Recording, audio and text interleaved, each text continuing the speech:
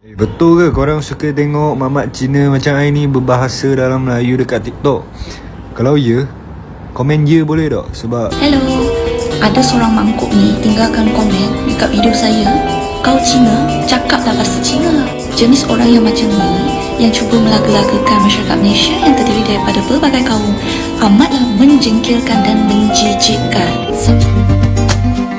Saya mau cuba tanya, Datuk Seri, untuk lawatan, mungkin sesi lawatan kali ini, ada apa-apa yang menarik atau yang tidak dilupakan dalam mata Datuk Seri di China kali ini?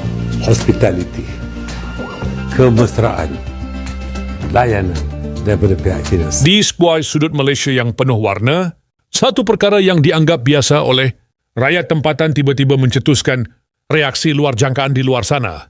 Seorang rakyat Cina Malaysia berdiri, berbicara dengan yakin, bukan dalam bahasa asing, bukan dengan pelat, tetapi bahasa Melayu yang fasih, jelas dan penuh jiwa. Bagi kita kini perkara biasa, tetapi bagi sesetengah pihak, ia menjadi sesuatu yang tak boleh diterima. Media sosial mula bergelora. Ada yang kagum, ada yang terdiam, dan ada pula yang kelihatan panas tanpa sebab. Soalan demi soalan mula timbul. Kenapa dia boleh cakap Melayu sefasih itu? Bukankah bahasa itu hanya milik satu kaum? Di sinilah salah faham bermula. Di Malaysia, bahasa bukan sekadar alat komunikasi. Ia adalah jambatan yang menghubungkan sejarah, budaya, dan kehidupan seharian. Sejak kecil, rakyat Malaysia hidup dalam kepelbagaian. Kita membesar dengan pelbagai bahasa di sekeliling kita, dan daripada situlah lahir keunikan yang dunia luar sukar fahami. Inilah derah yang dibawa oleh Warna Malaysia, merangkai cerita yang lahir dari realiti dan mewarnai Malaysia dengan kisah sebenar rakyatnya. Hai semua, jemput saya punya kawan di podcast ini. Betul. Ini podcast bahasa Melayu saja. You diam dulu, saya mau makan. You buat konten apalah? Kaleta. Oh. Nama awal siapa? 2-4 tahun. You suka apa makanan? Chicken, ayam. Pok. Ayam. Ayam. Tengok semua. Betul. Tengok semua. Tengok lain. Siapa bawa? Boleh diam tak? Tengok saya punya lain kali punya podcast. Bye guys. betul ke korang suka tengok mamat Cina macam I ni berbahasa dalam Melayu dekat TikTok? Kalau ya, komen ya boleh tak? Sebab seterusnya semua konten I nak berbahasa je lah dalam Melayu. Hai kawan-kawan saya di TikTok. Siapa cakap orang Cina tak suka cakap bahasa Melayu? Salah. Saya ni lah orang Cina yang suka cakap BN tu. Okay, jangan lupa follow Amoy Chong ya. Saya akan sharekan makanan Malaysia dan cerita motivasi. Bye, see you in the next video. Saya dengar orang cakap kalau kita mau masuk FYP, kita kena cakap Melayu betul tak? So kalau saya cakap bahasa Melayu macam ni okey tak rasanya? Kalau saya punya video lalu korang punya FYP, korang akan like, share dan komen tak? Cuba teka saya di Tasik mana sekarang? Cantik kan? Hai, Assalamualaikum semua. Saya bersama dengan Puan Yanti yang merupakan pendidik dari Malaysia yang kini mengajar anak-anak tanah besar ni belajar bahasa Melayu. Ya, betul. Jadi apa cabarannya? Kan tugas yang mudah pada permulaan memang sangat mencabar kerana mereka kosong. Dari kosong. Ilmu pengetahuan kosong, tidak tahu 1, 2, 3. So dari situlah kita mengajar daripada yang paling asas hinggalah mereka ke tahun akhir, hingga ke tahun 3. Bagi mereka ni apa yang susah? Nak sebut R ke? Nak ada sebut macam kata imbuhan ke dan sebagainya? Pertama sekali artikulasi dan semestinya R, D, P, B, D, T, B, P, G, K. Itulah artikulasi yang sangat sukar untuk mereka pelajari pada mula-mula mereka belajar. Tetapi dengan usaha, latihan, Alhamdulillah mereka boleh menguasainya sedikit demi sedikit. Biasanya berapa lama mereka ambil masa untuk belajar artikulasi itu? Biasanya satu semester kami akan fokuskan kepada lisan, tajuk kursus tersebut lisan. So ada topik-topik artikulasi, intonasi, hafazan. So mereka akan belajar cara sebutan bagaimana orang Melayu saling menyebut perkataan tersebut. Semoga Puan terus berjaya di negara China ni dan kita jumpa mana tahu di Hainan nanti. InsyaAllah. Okey. Mari datang Hainan. Okey, terima kasih Puan. Sama-sama. Okey. Tip number 3. If you don't know how to speak Malay very well, just master the O. Where Chinese is O, but Malay you need to follow the Hanyu pinyin. O. Take the second and the fourth. O. Nasi lemak ni sedap ah. O lah. Or you can reverse also the O lah, sedap. Saya dengar orang cakap sekarang orang Melayu gelakkan orang Cina cakap bahasa Melayu ya. Cik Luna ni kan dia cakap dulu bos dia cakap mengapa tidak menutupi hawa dingin ini jikalau tidak menggunakannya. Jadi kalau orang Melayu macam mana korang cakap? Korang akan cakap kenapa tak tu aircon kan? Senang je 4 perkataan. Kenapa tak tu aircon? Walau bagaimanapun mereka tengah berusaha untuk cakap bahasa Melayu yang diorang belajar dari SPM yang dapat A tu semua kan. Pemahaman, penulisan. Jadi kita kena cayu mereka. Kita sebagai rakyat Malaysia mestilah kena fasih berbahasa Melayu. Walaupun saya berbangsa Cina, tapi saya tetap fasih tahu bahasa Melayu. Tak kira bangsa lah, tak kira bangsa apa, kita sebagai rakyat Malaysia, duduk kat Malaysia, kita kenalah fasih bahasa Melayu. Sebab bahasa Melayu adalah bahasa kebangsaan Malaysia. Lagi satu, sebab kawan saya memang ramai kaum Melayu, jadi memang saya fasih bahasa Melayu lah. Sekarang ni saya dekat Samrah 8 Chinese Muslim Kopitiam. Untuk siapa-siapa nak cari sarapan, nak cari lunch masakan Cina yang halal, okay, owner restoran ni Muslim, ada Wok Hei, Kam Hyong, masakan Cina semua ada. Korang boleh singgah kat sini, okay?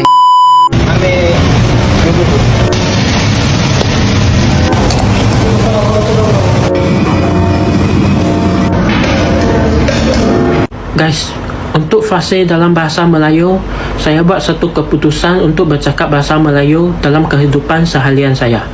Maksudnya saya akan bercakap bahasa Melayu dengan mak ayah saya, adik-beradik saya dan kawan Cina saya. Apabila saya bersembang dengan dia orang, saya memang guna bahasa Melayu saja. Apa pandangan kau orang? Kau orang rasa okey tidak? Sila komen di bawah. My fiancée is a Chinese Malaysian, but she don't know how to speak Malay. I'm gonna teach her. Let's go out to eat. So in KL, it's jom lah kita pergi luar makan. Jom lah kita keluar makan. No. It's jom lah kita pergi luar makan. Jom lah kita pergi luar makan. Okay, you getting there? In Sabah, it's gonna be jom makan di luar kita. Makan di Bajom makan di luar kita. No. The di luar have to be thicker. Jom makan di luar kita. Bajom makan di luar kita. Yes, that's the Sabahan accent. What do you want to do later? Alright, so in KL, you nak buat apa nanti? Nanti apa kamu buat? Nanti apa kamu buat? No, it's nanti apa kamu buat? Nanti Pakam mau buat. Yes, I actually like you since last time. Sebenarnya saya suka awak dari dulu lagi. Sebenarnya saya suka you dari dulu lagi. In Sabah, it will be like saya suka kau dari dulu. Saya suka you. Saya suka kau dari dulu. Saya suka kau dari dulu. Abang Yarden lahir kat China and membesar kat Malaysia kah? Sebab bahasa Melayu abang sangat fasih. Saya lahir dekat hospital, kemudian mak saya bawa saya balik ke rumah dan saya besar dekat rumah saya.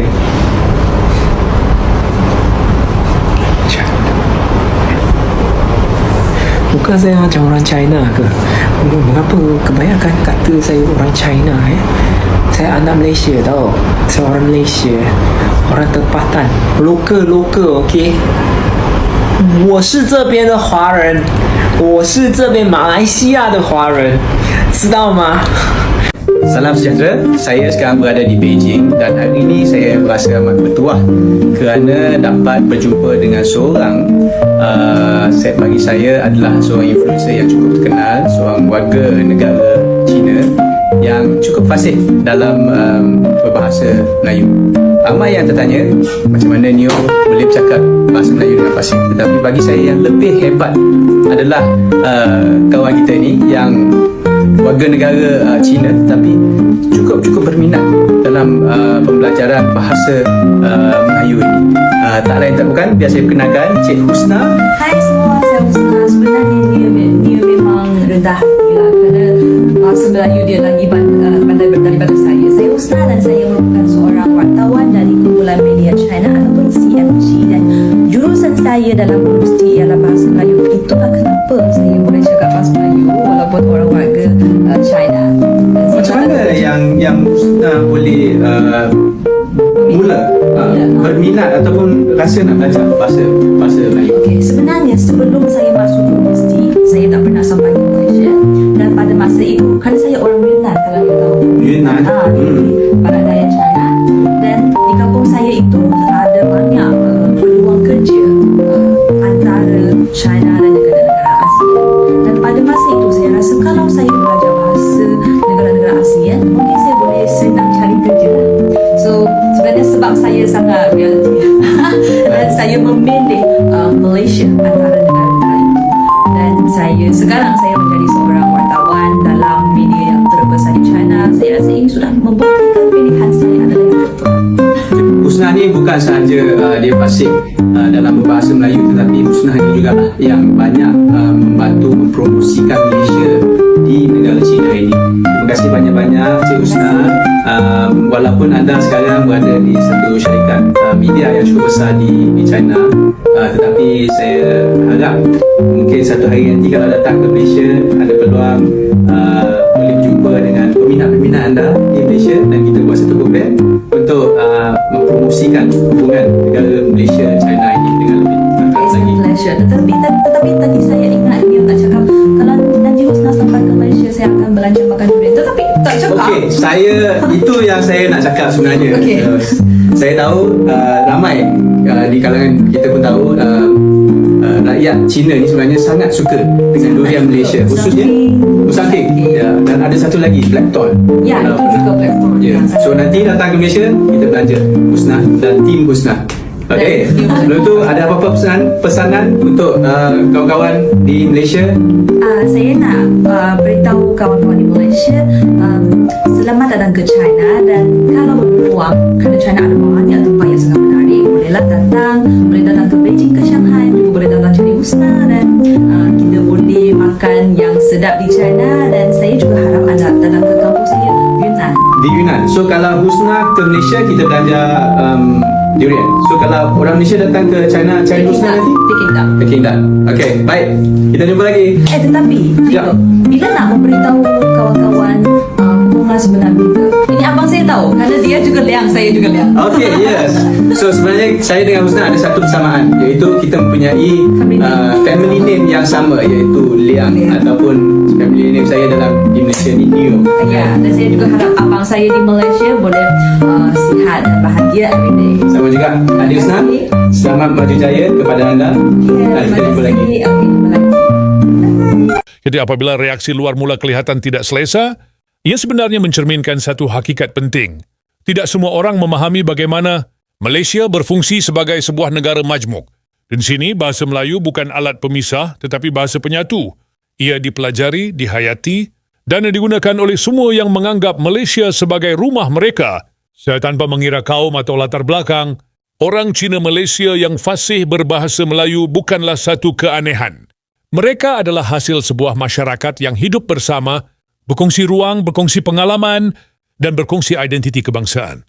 Apa yang bagi sesetengah pihak dianggap mencabar norma, bagi rakyat Malaysia pula adalah lambang kejayaan hidup dalam kepelbagaian.